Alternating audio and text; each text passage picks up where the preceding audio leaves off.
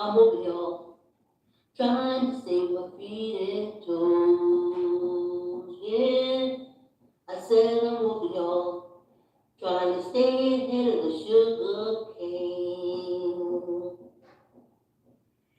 If I stop walking, y'all, the cane gonna trip me up.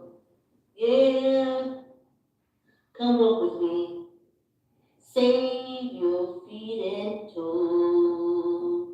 Yeah, I say come walk with me, save your feet and toes. Cause if I stop walking, y'all, they cut me up until I'm just a nose. Yeah, come walk with me and save your toes and feet. Yeah, I said come walk with me, save your toes and feet. Cause when you walk with me, you can eat the food you want to eat. I'm walking, y'all, trying to save my feet and toes. I said I'm walking, y'all, trying to save my feet and toes. Cause if I stop walking, y'all, they cut me up until I'm just a nose. I'm walking, y'all, trying to save my feet and toes. Great God isn't, I y'all. said I'm walking, y'all, I will not go on trying to today. save the sugar cane. If I stop walking, y'all, the cane I will not mourn today. I will bring rise today. Come walk with me. Rock Save your feet and isn't. toes. Yeah, I said come walk Get with your me. back, get your chair, get your weights, line up. Save your feet and toes. Cause if I stop walking, y'all, Thanks for coming on the walk. they'll cut me up. Like, comment, share, tell uncle, tell auntie, tell a cousin, tell a friend. Yeah. Come walk It's with so me. strange looking at myself. And save your This mirror's these cameras, one is showing me my feet and one isn't. And I know y'all ain't come here to see this mug. Y'all came here to see just my feet moving and your feet will start moving. Thanks for coming on the walk. Like, comment, share, tell an uncle, tell an auntie, tell a cousin, tell a friend. We're still on the West Coast. Yes. Here with the ancestors. And this morning, I said, you know, I don't know how I'm gonna get the guitar to put on. I'm walking trying to save my feet and toes. And the ancestor like you always do. And then Johnny Guitar Watson jumped in my head, which I love. I can't think of all their names, but I was deep into that. And I think that's where I got this tune from. So when you go home, you put them on. You put the music on. When you hear the riff you want, record it. Then lay it behind the song how you want it. It's a lot of work, but at least I know now I have a greater possibility of getting that riff in. And y'all remember my old song? Oh, what is my old song? Ooh, what was my old song? Y'all remember the old song? Like y'all watch me. Thanks for coming on the walk, like, comment, share, tell uncle, tell auntie, tell cousin, tell a friend. Hey Diane, I've been meaning to say, hey Diane, hey Smith, hey everybody. I've been meaning to say that, but I've been basically focusing on the ancestors, you know. It is Black History Month, it is their month. And I have earrings, I got a shirt, and some other stuff I ordered a month and a half ago to be ready to be here. But it'll probably be home when I get there. But I ordered this for Kwanzaa. So voila, voila, voila, voila. Yes. So this is Black History Month. And I'm out of the closet. This is what I used to do when I lived in Greenwich, because this is the only place I found remembering slavery, the voices of the newly freed, enslaved people. They didn't even know why they were enslaved.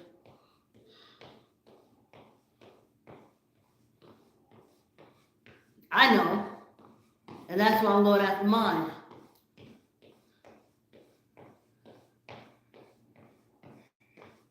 In 1789, when the Constitution was ratified and they said all born here are free,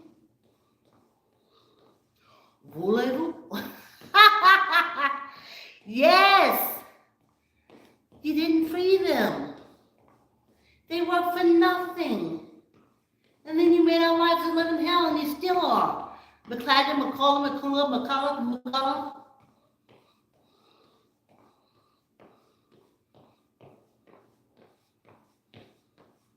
And I remember I was living in Greenwich, so it had to be in the 90s, the mid-90s. And someone sent me information saying that you can claim reparation if you call this government number, and there was a government agency, and you ask them to send you a form. So they send you the form. It doesn't say anything about reparation. Well, I found out, because you can call back then, I found out that someone had taken that part of the number and said it was for reparation. And they have been getting thousands, if not millions, of phone calls. I know. That's how I got the information to call back and speak to a human being. So I didn't just fall into this, and we ain't gonna do no we, because this is enlightening. If you connect with your ancestors, you are so enlightening. They said to me, I know you ain't sitting around waiting for we to get your reparation. Now, if you had Diaspora Americans Progressive Political Party, you could, because you would have that connectivity. You would have millions, but you don't got that.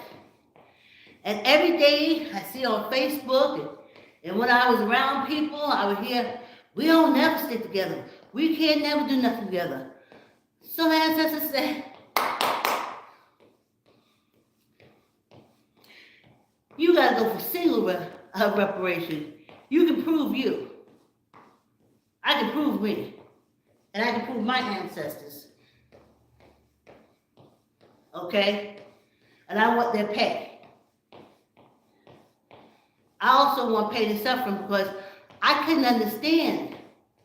I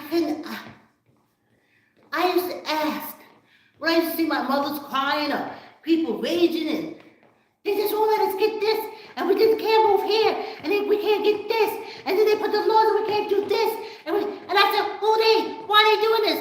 What do we do to them? How is this possible? What's going on?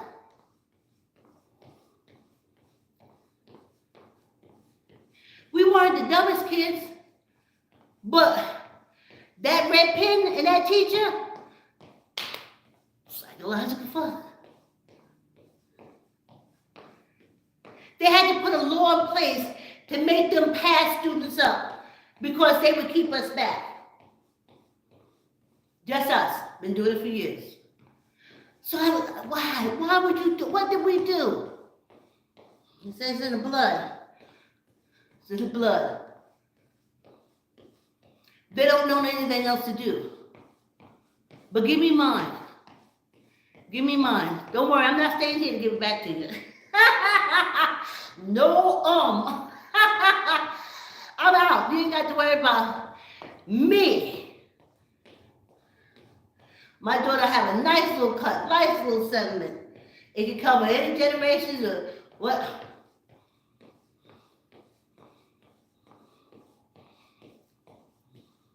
When I die, cash in, ching ching.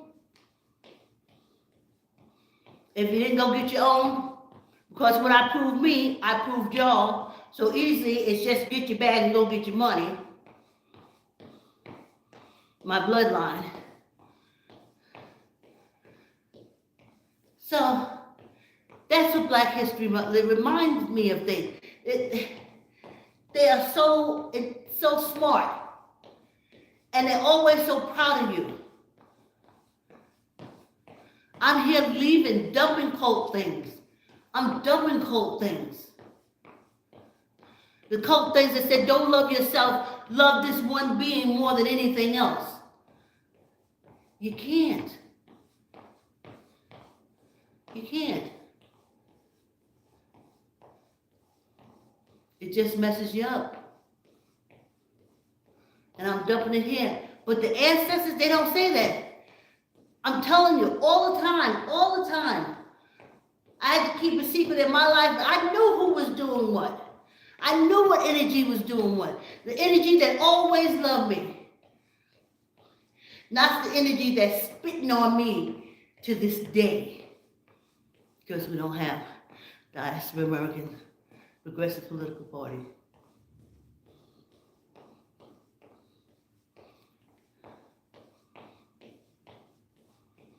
I figured we do the ancestors on the tail end. That way I won't have to talk. I may have to do a little talk because it's that whole copyright thing. Just like those pictures y'all be getting of African Americans hanging and different things like that. Y'all know it wasn't us who took them, right? Do you know we wouldn't be caught within 10 miles of a Hatfield and McCoy killing of us, picnicking. What I know about cannibalism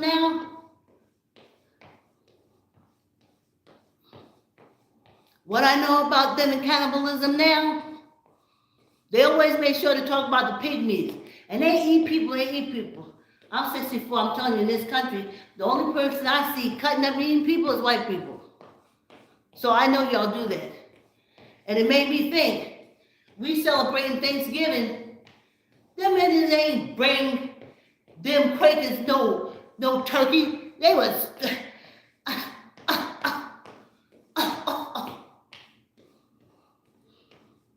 Native Americans know what they was doing. If you ever seen your family member cut up and ate, you know how to feel about people. They know how they don't want to mix. And this goes way back, it's in the blood. But for me and mine, when you ratified the Constitution that says, oh, born here free. But then you turn around and call our ancestors and me, because I came up doing that you're an animal stage. I used to hear things on TV like, the Negro's brain is smaller than the white man's brain. I said, oh man.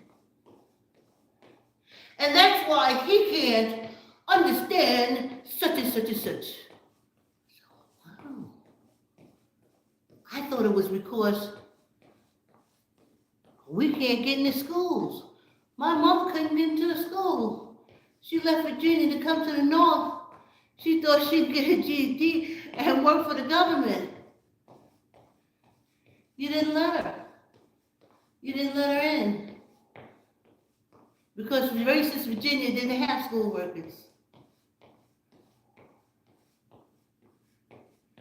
So this is the oppressive shit you've been doing for years. I'm gonna get mine. I'm gonna get mine while I'm still here. And that's what the ancestor says. That's what they teach you. It's an energy. Feel their energy. But no, you can't. Y'all going around looking to feel this white energy. In the 5 years I lived with my grandmother, I never seen, I can't even see one white person ever walk in her house.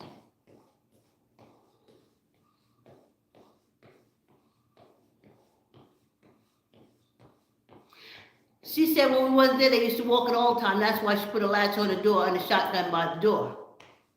A latch on the screen and a shotgun by the door. But yet she would pray for this white person, blonde hair, blue eyed sandals, to be around her all the time. I couldn't understand it. But then I was a bastard. So I was a sinner all the time. Some people sin all the time. But I was born because of sin. I think I heard that before. Sin produced me. That's what I was told. Southern Baptist, not in the Lutheran where my mother was, but in the Southern Baptist. And therefore, since I was produced in sin, I'm a big old sin, and I can try, but no matter what I do, I can't get into heaven. I just say to myself, if no matter what I do, nothing changes, what?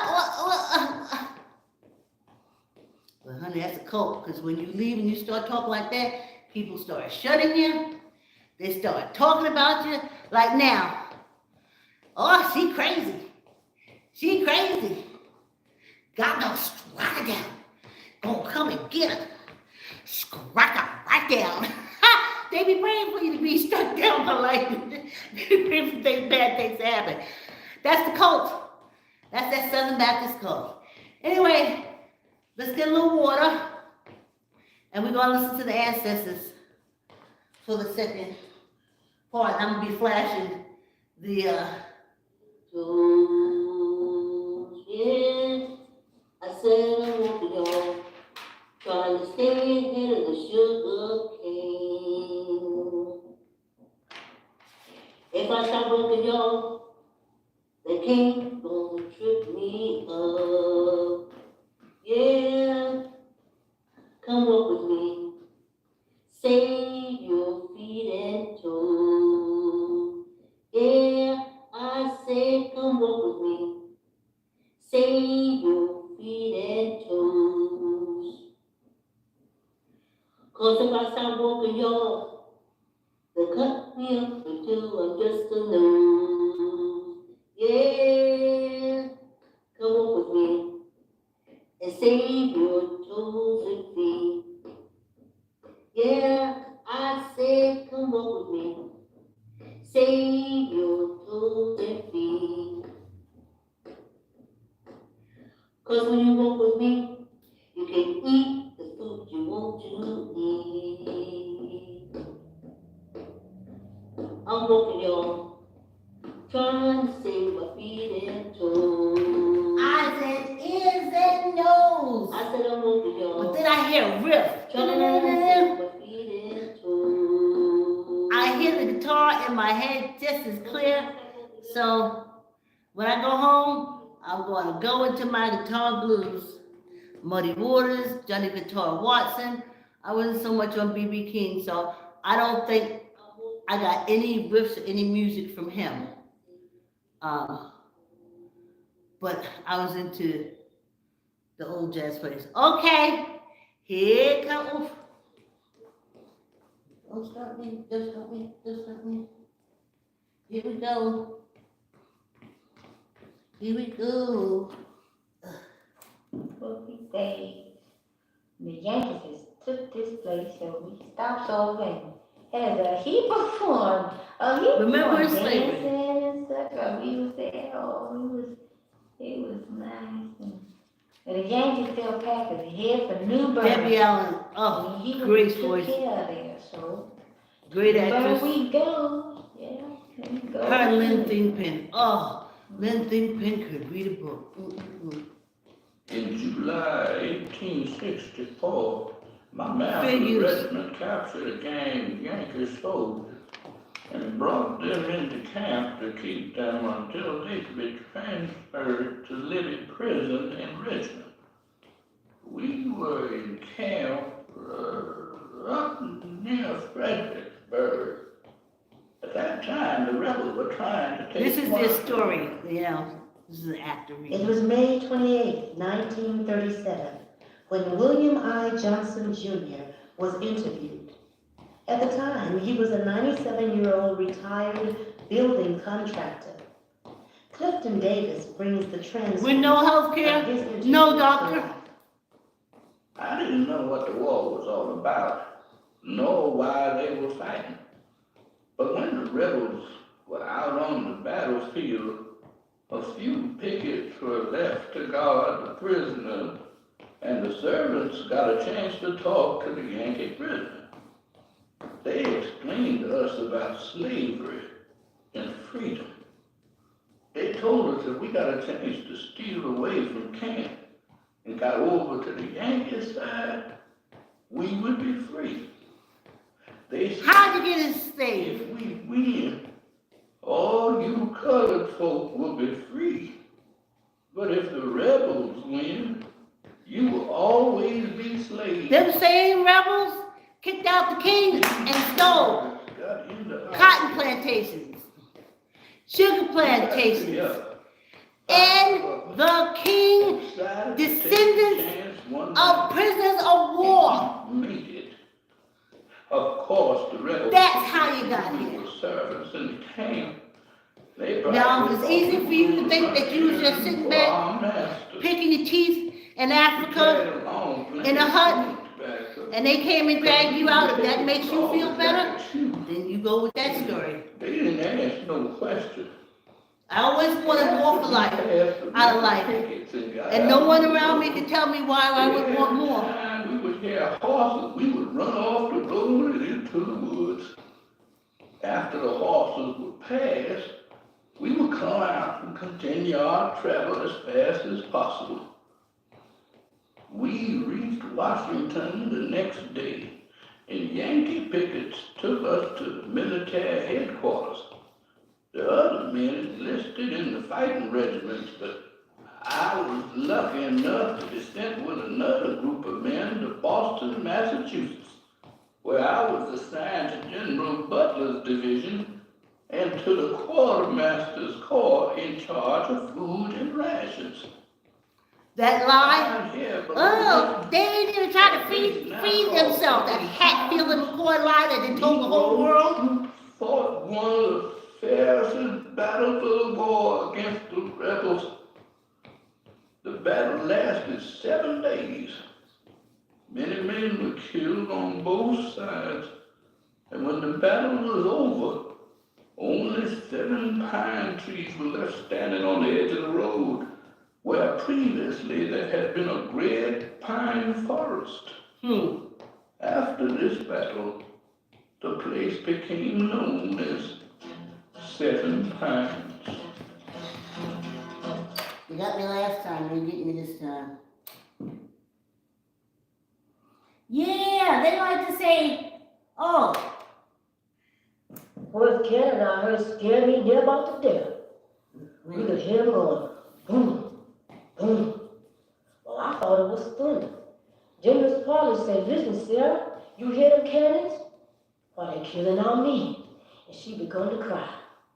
Sarah DeBrow was born somewhere back in the 1850s in Orange County, North Carolina. She was a young girl when the world changed. Melba Moore presents her words. oh, Melba Moore, you remember the great And I went actress? in the kitchen where Aunt Janet was cooking and told her Miss Polly was crying.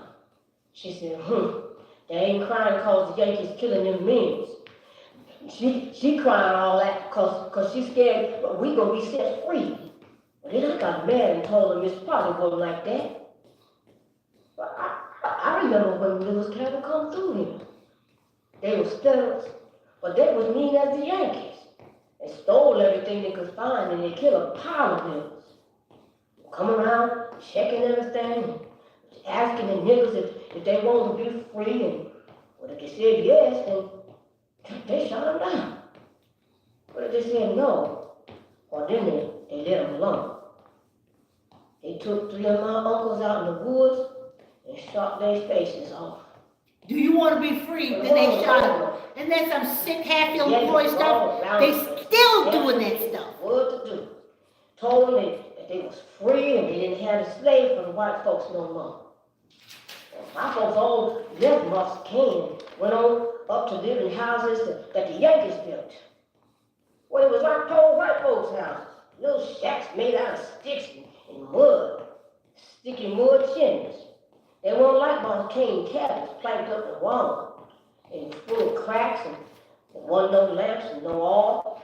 And all the light come from the light wooden knobs burning in the fireplace. Well, one day, see now, my man come to the big house after me. I didn't want to go. I wanted to stay with Miss Paul. I was going to cry. Man, I caught a hold of me. Caught a I hold of grabbed Miss Polly and I held her so tight, I tore her skirt binder loose and her skirt come falling down around about her feet. And Miss Polly said, let her stay with me, Mary. But Mary shook her head. You took her away from me and didn't pay no mind of my crime. So now, I was taking her back home. We's free now, Miss Polly.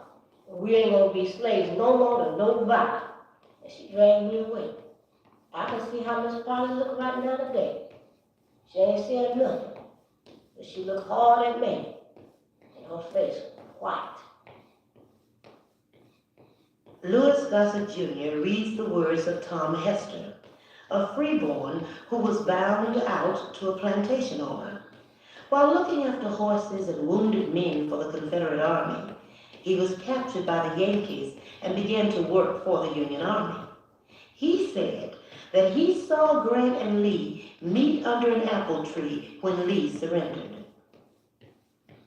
General Lee took this hat first, and then General Grant took this one. General Lee got off on his horse, and General Grant got off his one. General Lee got on a new uniform, gold braid and lots of buttons. But General Grant got on an old blue coat that's so dirty it looked black. They stood there talking about half hour, and then they shake hands, and us what was watching know that Lee done give up. Then General Lee got on his horse, and General Grant got on his, and General Lee tipped his hat, and General Grant tipped his. And General Lee rode over to the rebel side, and General Grant rode over to our side, and the war was over. The next day, I went out there to cut a branch off that tree, but there wasn't no sign of it, just a hole in the ground. The soldiers done cut that apple tree down and taken it for souvenirs. Yes, sir, every last piece of it, even the roots. On April 9, 1865, Confederate General Robert E. Lee surrendered to the Union Army. In December of that year, the 13th Amendment was ratified. It said that slavery shall not exist in the United States.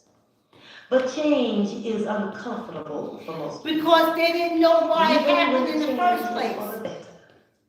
Transitions will When they always kicked present out the King of England, Esther Roll portrays they kept his sugar, they kept his cotton. All the colored people in the country, men, women, and children, except And our ancestors, and who were descendants of the King of England, prisoners of war. That's how we got here. This was a penal colony. Mother wouldn't leave, for she told the soldiers, my Henry is in the South, and I'll never see him again if I leave the old home place, for he won't know where to find me. The officer told her that he was coming back the next day after us, and for her to be ready to go. Mother told Miss Tessie that she was was going to town and take the oath of peace, and they couldn't make her leave. Old Miss told her to go on. See, So that night, she hitched up the ox. I never understood the oath of peace. All the books going back to our ancestors, they had to sign an oath of peace saying that they would not attack the United States, yada yada. And in my head I kept saying, why would we have to sign an oath? Why would the ancestors have to sign an oath? Why would they attack the government? Why would they have to pledge not to attack the government?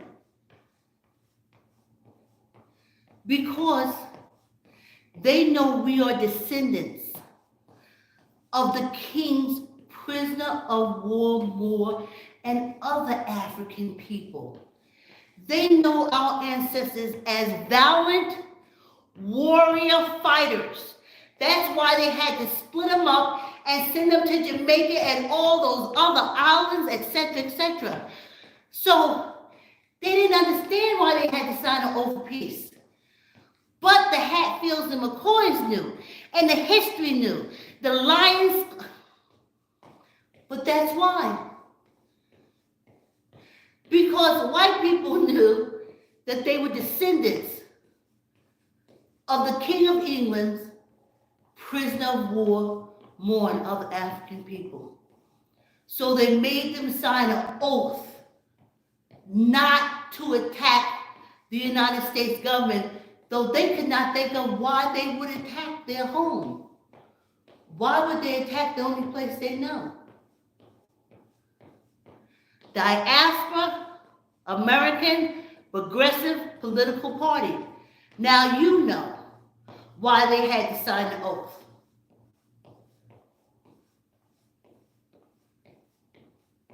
Them, not me. Give me mine. I understand how the whole ball of wax came about. I'm coming to get mine.